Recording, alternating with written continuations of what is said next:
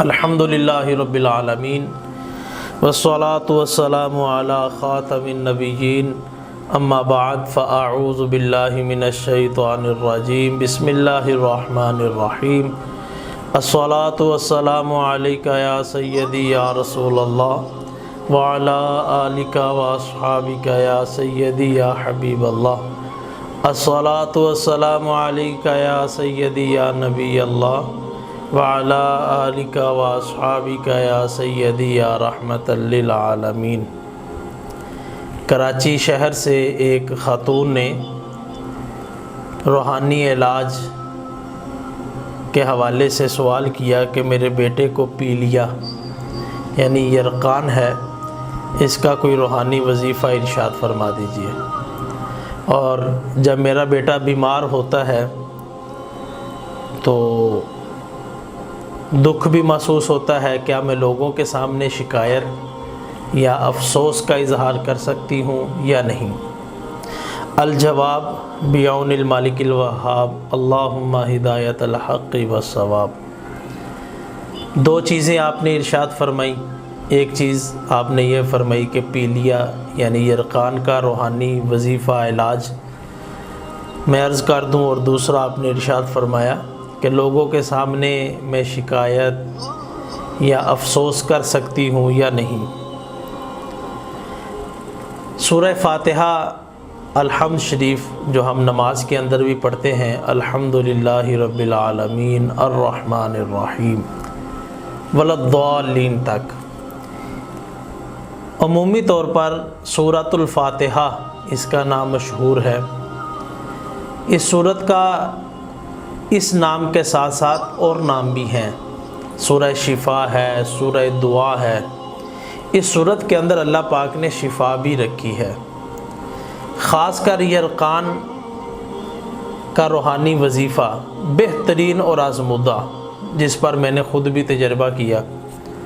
سورہ فاتحہ کو 21 مرتبہ پڑھا جائے اور ہر مرتبہ شروع میں بسم اللہ الرحمن الرحیم پڑھی جائے۔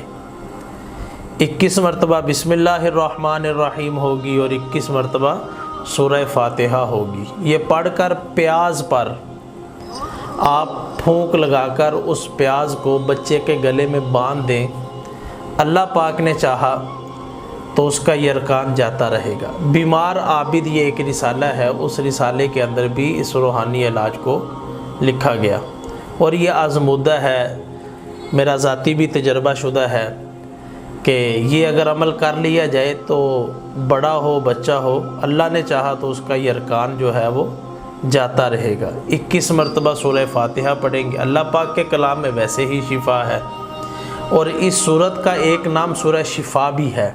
اس کو پڑھنے سے اللہ پاک نے شفا بھی عطا فرمائی ہے اور شفا بھی رکھی ہے۔ ایک قول کے مطابق یہ ہے کہ 40 مرتبہ سورہ فاتحہ پڑھ کر بیمار کو اس کا دم کیا ہوا پانی پلا دیا جائے تو اللہ پاک بیمار کو شفا یاب کر دے۔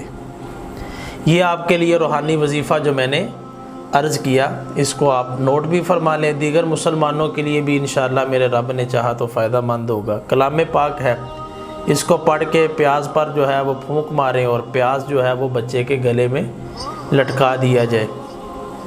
اور دوسرا جو آپ نے ارشاد فرمایا کہ کیا میں کسی کے سامنے شکایت کر سکتی ہوں، افسوس کر سکتی ہوں یا نہیں، اس کے بارے میں معجم الاوسط کی ایک روایت آپ کو سناؤں گا، اور آپ کے ذریعے سے سب مسلمان مرد و خواتین کے لیے یہ باعث تعلیم علم سیکھنے کا ذریعہ بھی اللہ نے چاہا تو بنے گا۔ حضرت سیدنا ابن عباس رضی اللہ تعالیٰ عنہ فرماتے ہیں کہ نبی اکرم نور مجسم صلی اللہ علیہ وآلہ وسلم کی بارگاہ سے میں نے یہ سنا، آپ نے ارشاد فرمایا کہ جس کے مال، جان یا جسم کے اندر کسی طرح کی بھی تکلیف آئی، مصیبت آئی، اور اس نے اس مصیبت کو چھپا لیا، لوگوں کے سامنے شکایت نہ کی، لوگوں کے سامنے شکوہ نہ کیا، چاہے جسمانی تکلیف آئی، مالی تکلیف آئی، مصیبت آ گئی، بیماری آ گئی، تو لوگوں کے سامنے شکایت نہیں کی، اس کو چھپا لیا، تو حضور اکرم صلی اللہ علیہ وآلہ وسلم نے ارشاد فرمایا کہ اللہ پر حق ہے کہ قیامت کے دن اللہ پاک اس کی بخشش فرما دے۔ یہ کتنی پیاری روایت ہے۔ مصیبت آتی ہے، مصیبت بندے کو آزمانے کے لیے آتی ہے۔ قرآن پاک میں اللہ پاک ارشاد فرماتا ہے الف لام میم احسب الناس ان یترکوا ان یقولوا آمنا وهم لا یفتنون، کیا تم اس گمان میں ہو کہ تمہیں اتنا کہنے پہ چھوڑ دیا جائے آمنا ہم ایمان لے آئے، وهم لا یفتنون اور تم کو آزمایا نہ جائے۔